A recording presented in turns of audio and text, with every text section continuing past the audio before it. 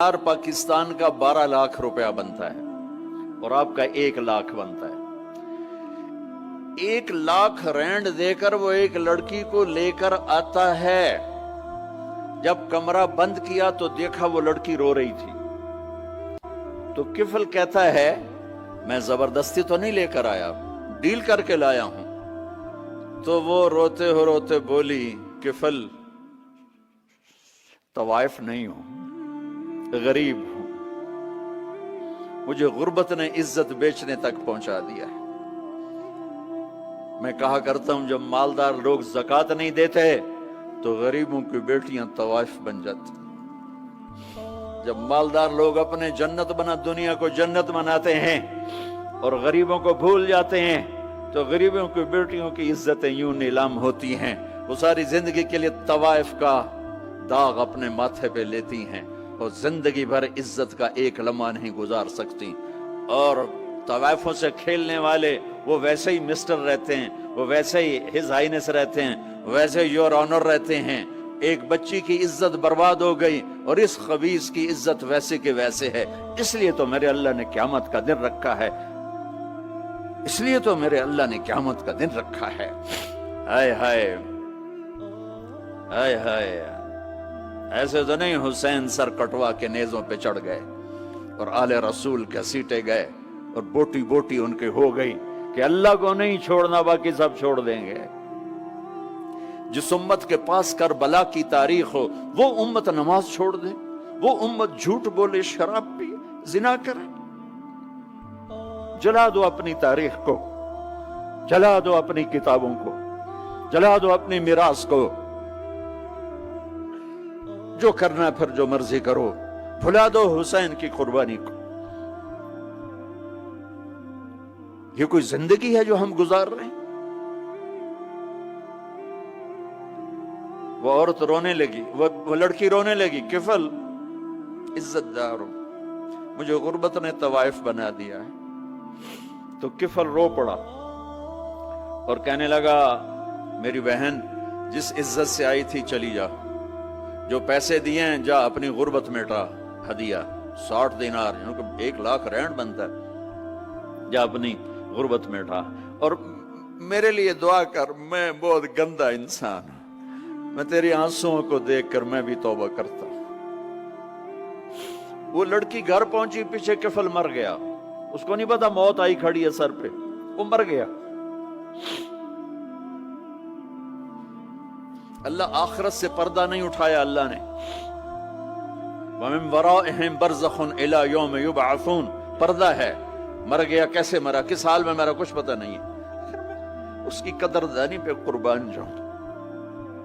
کل اگر یہ مردہ ملتا نا اپنے گھر میں، اس کو کسی نے اٹھانا نہیں تھا، کمرے میں ہی دبا دینا تھا، وہیں پتھروں میں اس کو دبا دینا تھا. یہ ایسا انسان تھا، لیکن وہ تو توبہ کر چکا تھا. اور توبہ کے بعد کی زندگی 15 منٹ، آدھا گھنٹہ، گھنٹہ، سوا گھنٹہ، 2 گھنٹے ہے. اور 30 سال کی زندگی زنا اور شراب میں ہے. اور آدھے گھنٹے کی زندگی میں صرف نیت کی ہے. کل تک تو بھی سورج میں نہیں دیکھا اور موت نے آ کے اٹھا لیا. صبح جب ہوئی تو لوگوں نے دیکھا کفل کے گیٹ پہ لکھا ہوا تھا ان اللہ قد غفر للکفل. لوگوں، اللہ نے کفل کو معاف کر دیا. یہ کیوں لکھوایا؟ یہ کیوں لکھوایا؟ اس لیے لکھوایا کہ اب یہ ہمارا دوست ہے اور اس کو عزت سے ہمارے پاس پہنچاؤ. یہ شرابی بھی تھا، یہ زانی بھی تھا، یہ سب کچھ تھا. اس سے بڑا قدردان کوئی ہے کہ نیکی کرنے کا ایک دن اس کے پاس نہیں. ابھی آج اس نے نیت کی ہے کہ آج کے بعد میں نیک بن کے زندگی گزاروں گا، اور موت نے مہلت نہیں دی. خالی نیت پر میرے اللہ نے کیا کر دیا، اتنا بڑا مین گیٹ پہ نورانی سطر سے لکھا ہوا تھا ان اللہ قد غفر للکفل. اللہ نے کفل کو معاف کر دیا. یعنی جاؤ اس کو عزت کے ساتھ لے کر آؤ اور میرے دربار میں پہنچاؤ. یہ اللہ ہے. میرے عزیزو، اللہ کے واسطے اپنے اللہ سے دوستی کر لو، اپنے اللہ کو اپنا بنا لو. دفعہ کہہ دو یا اللہ توبہ. ایک قطرہ آنسو، یہ میرا کرتا ہے نا، اس کو دھونے کے لیے 1 بالٹی پانی چاہیے. کم از کم ایک بالٹی پانی چاہیے. لیکن 80 سال کے گناہوں کو دھونے کے لیے اللہ کہتا آنسو کا ایک قطرہ جو تیری آنکھ میں ہی رہے باہر نہ نکلے اتنا دے دے میں تیرے 80 سال کے گناہ دھو دوں گا. ایک آدمی کہتا ہے جی مجھے تو رونا ہی نہیں آتا. کئی لوگ ملتے ہیں کہ جی مجھے تو رونا ہی نہیں آتا. تو میں کہتا ہوں ہائے کر سکتے ہو؟ کہا جی ہائے کر سکتے. میں کہا یوں کہہ دے ہائے میرے اللہ مجھے معاف کر دے, تو تیری ہائے تیرے 1000 سال کے گناہ دھو دے گی, تیرے کروڑ سال کے گناہ دھو دے گی. دیکھو تو صحیح واسطہ کس سے ہے؟ کریم سے. مجھے بتاؤ میں ڈاکٹر مبین پہ ناراض ہو جاؤں, یہ مجھے منانے آئے تو میں اس کو ویلکم کروں گا یا دروازے نہیں کھولوں گا؟ بولو کیا کروں گا؟ ویلکم تو نہیں کروں گا نا. میں کہوں گا جاؤ دفعہ ہو جاؤ, کیا منہ اٹھا کے آ گئے ہو؟ چلو ہم تو دوست ہیں. میری ماں ناراض ہو جائے میں منانے جاؤں گا, منہ ادھر کر کے بیٹھ جائے گی, منتیں کروائے گی, پیر پکڑوائے گی, خوش آمدیں کروائے گی, پھر معاف کر. اور میرا اللہ کیا کہتا ہے؟ من تقرب الیہ.